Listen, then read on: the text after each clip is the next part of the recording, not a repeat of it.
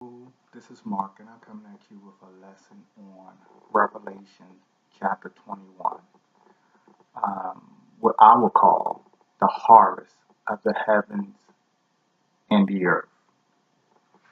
It's stated there, um, behold, Revelation chapter 21, verse 1, behold, I looked, and there the first heavens and the first earth had passed away, and there was no sea.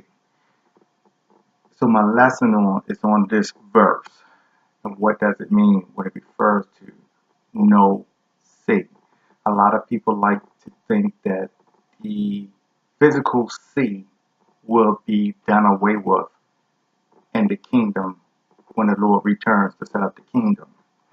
And if you take that literal, it may seem that way. However, that is not the case. There will still be the sea here, as well as the earth, the dry land, like you see it is today. So I'm here to show you what exactly is going on there and to prove to you that the earth won't be changed, but it's in the symbolic form. You got to find out what that symbolic symbols mean. So we're going to get right to it. I'm going to show you that the sea is actually referring to this sea of the wicked. Okay, there are two worlds that will collide. The world of the sea, okay, which is where the evil and wicked resides. And then there is the world of the earth, which is reserved to the saints or the believers, okay. That's the world of the earth. I won't really get into the heavens because that would be just too long. But I'll show you where you can go and actually look at that for yourself. And what I call it is actually showing the harvest of the earth. It's also of the heavens also. Um, but like I said, I won't deal with the heavens. I'll let you look at that. I just show you where you can go to that and see that. So what I'm going to deal with is the earth, the harvesting of the earth, as well as this sea. Okay? So I'm going to go right to it. My theme verse, all this is coming off the theme verse, Revelation chapter 1, verse 21. I'm sorry, chapter 21, verse 1 in Revelation. And it says, I'm reading out a New American Standard. Then I saw a new heaven and a new earth. For the first heaven and the first earth passed away, and there is no longer any sea. Now, like I said, I call this the actually harvest. So when we got right here to this verse right here, 21, if you have understood what you have read up to this point, this should not be a surprise when this was stated. Okay? If you have understand the visions and the dreams and were able to follow along, keep track, this when he said this in 21, when it's time to set up the kingdom, this should not have been uh, a mystery or a surprise to you. You would have expected that. So, but if you did not, it's kind of hard for you to understand because I know it's symbolic symbols and a lot um, there. That's okay. People like myself and other people, hopefully are able to put these on YouTube to help you to bring enlightenment to these scriptures because I know there is a lot. So um, don't feel bad because of it. You know, it's a lot to comprehend and it takes time. But what I'm going to show you is this world of the sea and this world of the earth. Remember, the sea is symbolic of the wicked and the evil within that world. And the earth is always referred to those who inherit the earth, or the believers or the saints. It's always the saints that this earth right now um, is given to the Gentiles. When he referred to the nations, the Gentiles, when he told Israel that the kingdom has been taken from you and given to the Gentiles. So right now, the kingdom is in the control of the Gentiles until the fullness of the Gentiles come in. All right. That's very important. It's until. So what I'm letting you see is the kingdom is here on the earth. All right. However, it's in control of the Gentiles. These evil Gentiles that are controlling it until the Messiah comes, or I should say, till the Messiah returns to actually physically set up the kingdom. All right. So why do I call this the harvest of the heavens and the earth?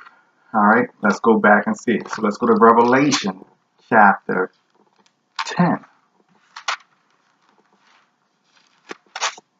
And once again, New American Standard, we'll start with verse 1. He says, I saw another strong angel coming down out of heaven, clothed with a cloud, and a rainbow was upon his head, and his face was like the sun, and his feet like pillars of fire. And he had in his hand a little book which was open, and he placed his right foot on the sea and his left foot on the land. Okay? So I'm trying to cut out a lot of reading as much as possible because this is a lot. I don't want to make this a whole hour. But this strong angel steps his right foot on the sea and his left foot on the land. And I said in one of my other lessons that this is the Lord. Okay? We go down just a little further. Verse 5, and he says, Then the angel whom I saw standing on the sea and on the land lift up his right hand to heaven and swore by him who lives forever and ever, who created heaven and the things that are in it, and the earth and the things that are in it, and the sea and the things that are in it. All right, that there will be delay no longer. So what we see is here, this strong angel who had his one foot on the land and one foot on the sea swore with his right hand up to heaven to him who created the heavens and the things. So that's what I said. We seeing right now the harvesting of the earth. And he said he swore unto him who lives forever, who created the heavens and the things that are in it, the earth and the things that are in it, and the sea and the things that are in it. So when it refers to the things that are in it, what do you think he's referring to? Do you think he's referring to when he said the sea, the fish, the sea creatures, the sharks, the whales? Do you think he's referring to them? No. We don't have to guess. Or the earth. You think he's talking about cars, trucks, buildings? So, no. He's referring to this world of the wicked. Okay? People that's in this world of the sea. Okay? As well as the earth. The people that's in it. Okay? As well as the heavens. Referring to the angelic host. That's who occupies the heavens. Okay? So, he said that there should be delay no longer. Now, this delay, I know there's a lot of translations that put in there delay no longer. However, King James, along with the Greek interlinear, actually states that there should be time no more. And from what I have studied, that's what I believe the correct translation should be, that there should be time no longer. And what it's referring to is the way that this sea, heavens, as well as the earth is run and structured. Okay? That's what it is referring to. How it is structured and run. Okay? That there will be, the way it's going on, this change is about to take place right now. Okay? Right now. Because we come into the last now 3.5 years. We're about to sound the seventh trumpet. And the verse says, verse 7, it says, But in the days of the voice of the seventh angel, when he is about to sound, then the mystery of God is finished, as he preached to his servants, the prophets. So all this mystery that we've been getting pieces in the Old Testament and up to this time, he's saying this mystery will be finished around at the time when the seventh angel is about to sound, which is when the Great Tribulation starts. So we're down to the last 3.5 years. This is where everything is revving up, okay? An intense pressure now is, or testing and trial for the earth is at its boiling point, okay? That's what we're seeing here. All right. This is why it's coming down to the harvesting now of the earth. All right. All right. So we're going to see this seed that we're showing you that we're not talking about fish. We're not talking about sea creatures, but we're talking about this world of the wicked as well as the earth. We're not talking about cars and trucks. We're actually talking about people or the saints. Okay. When we refer to the earth, we're talking about believers, people that's supposed to be saints. Okay. So to do that, let's go to chapter 13. Now, chapter 12 is the harvest of the heavens. So if you want to see that, you read chapter 12. That's the harvesting of the angelic host. A change takes place there where the dragon, Lucifer, and his angels with him are cast out of heaven, no longer to inhabit the heavens. So that shows an immediate change, and that trickles down to the earth. Okay, that trickles down. So if you want to see that, you read chapter 12. However, like I said, we're going to stick with the earth and the sea. All right. So it says, chapter 13, verse 1, it says, and the dragon stood on the sands of the seashore. So now what we're seeing is this world of the sea, which is symbolic of the wicked people, as well as the saints on the earth. These two worlds are going to collide. Okay, this is where they're going to collide in a tense tribulation. Okay, a tense, furious battle. And the dragon, who's the devil, notice he's on the sands of the seashore. So he's there where it meets, both the earth and the sea meets. Okay, and the sea is coming out. Verse 13:2. Then I saw a beast coming up out of the sea, having 10 horns and 7 heads. Now, I'm not going to get into the actual symbolic of what these horns and heads are. However, I want you to see the key um, um, symbols that are there that are connected, because we're going to see this again. All right, so to see these key things I want you to remember is it has 10 horns and 7 heads. Number 2 is, and it says, and on his head were 10 diadems, and on his head were blasphemous names. And here we go. And the beast which I saw was like a leopard. So I want you to remember, it's like a leopard. It has 10 horns, and it was like a leopard. And his feet were like those of a bear. So remember, of a bear. And his mouth like the mouth of a lion. So remember that also. Leopard, bear, lion, and 10 horns. Okay? Those are the symbols. Okay? And the dragon gave him his power and his throne and great authority. Okay? So we know this is symbolic because we know there's no beast coming out of the sea that has this. So we the 7 heads and 10 horns. So we know this is all symbolic. All right.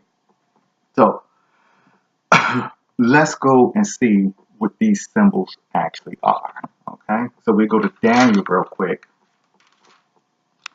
Daniel chapter 7. All right, and remember in Daniel chapter 7, the book of Daniel and Revelation are roughly about 650 years apart, and yet these symbols are mentioned. All right. However, some changes have taken place, and I'll show you those changes as we go. So Revelation chapter 7, we'll start with verse 1. And he says, in the first year of Belteshazzar, king of Babylon, Daniel saw a dream and visions in his mind as he laid on his bed. Then he wrote the dream down and related the following sum of it. Daniel said, I was looking in my vision by night, and behold, the four winds of heaven were stirring up the great sea. All right, so stirring up the sea again.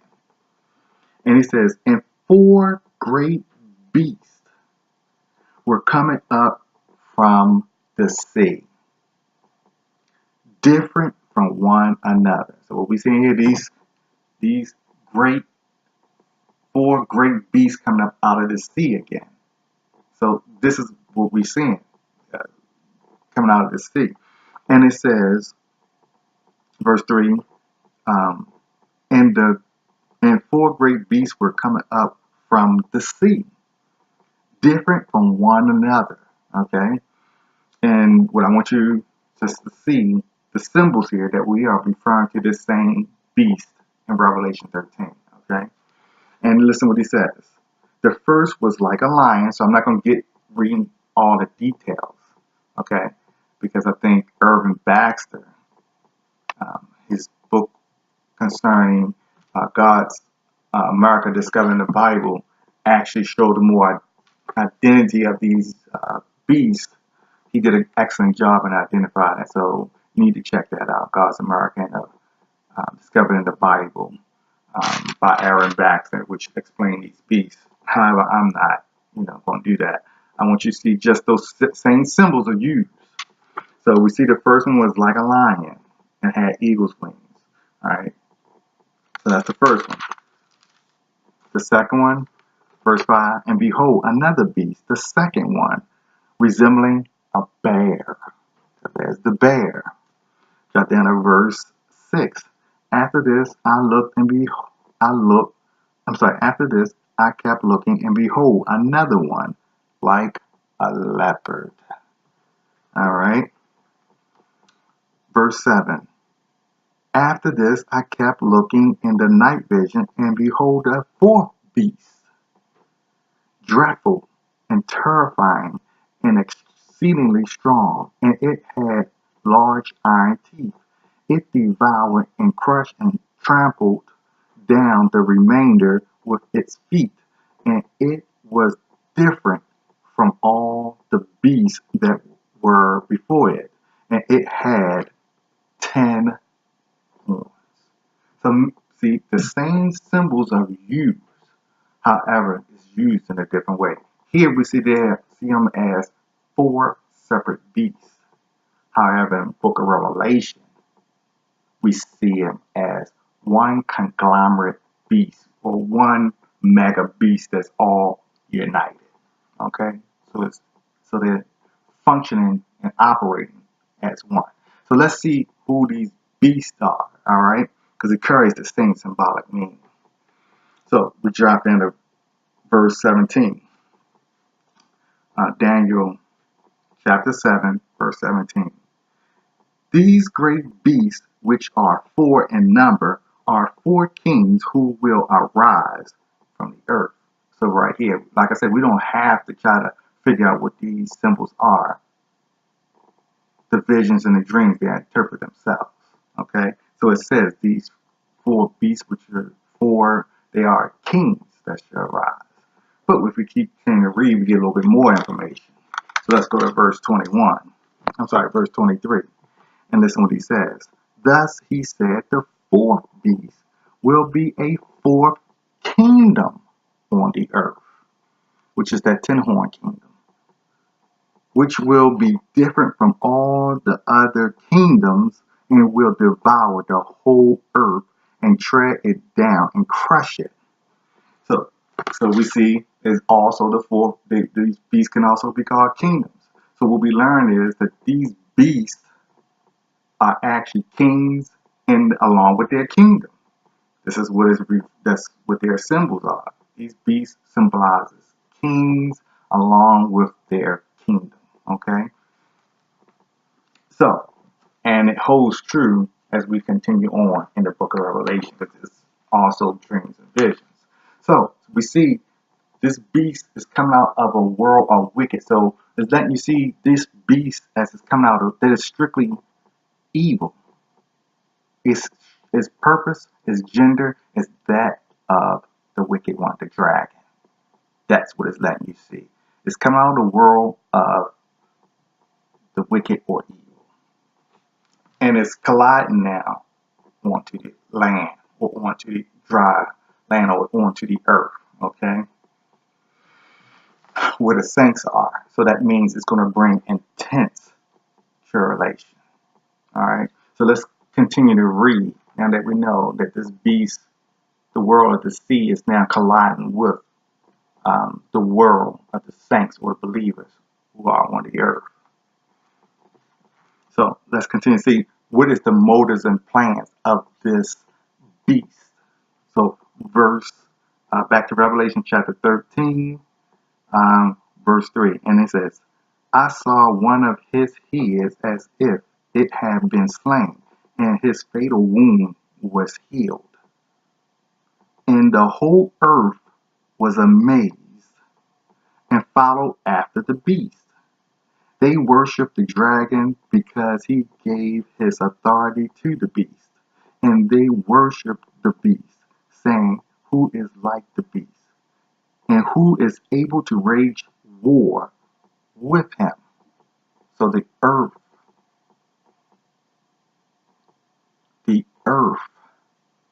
what I say the earth is symbolic of? Believers. So this is showing a major deception going on the earth. Let's continue to read. They were given to him mouth. There was given to him, verse 5, there was given to him a mouth speaking arrogant words and blasphemies, and authority to act for 42 months was given to him. So 42 months, what are we talking about? 3.5 years. So we're coming down to the last 3.5 years. Okay? The last 3.5 years. All right. And he, in verse 6, and he opened his mouth, and this is what this beast did. This conglomerate beast. All right. This world, what we might call world government. Okay. And it says, and he opened his mouth and blasphemed against God, to blaspheme his name and his tabernacle, that is, those who dwell in heaven. Okay? Verse 7, it was also given to him to make war with the saints and to overcome them. And authority over every tribe and people and nation and tongue was given to him. All who dwell on the earth will worship him, everyone whose name has not been written from from the foundation of the world in the book of life of the Lamb who has been slain.